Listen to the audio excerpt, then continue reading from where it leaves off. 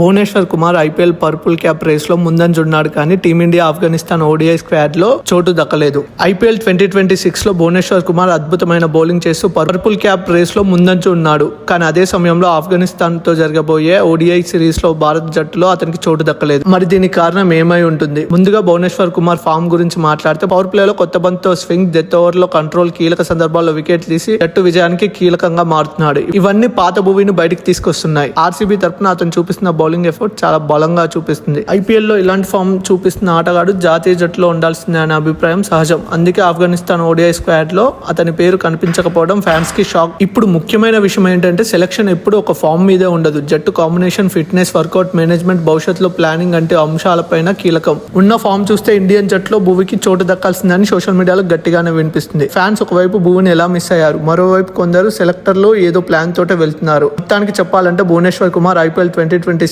లో top form లో ఉన్నాడు. కానీ టీమిండియాలో లేడనే విషయం ఇప్పుడు పెద్ద చర్చగా మారింది. ఈ ఫామ్ ఇలాగనే కొనసాగితే ఈ సిరీస్ లో అతనికి మళ్లీ అవకాశం రావడం ఖాయం. ఏమనుకుంటున్నారు? భువనేశ్వర్ కుమార్ ఆఫ్ఘనిస్తాన్ ఓడిఐ స్క్వాడ్ లో చోటు దక్కాల్సిందా లేదా? కింద కామెంట్ చేయండి. మరిన్ని క్రికెట్ ఇన్ఫర్మేషన్ వీడియోస్ కోసం మన ఛానల్ ని సబ్స్క్రైబ్ చేయండి.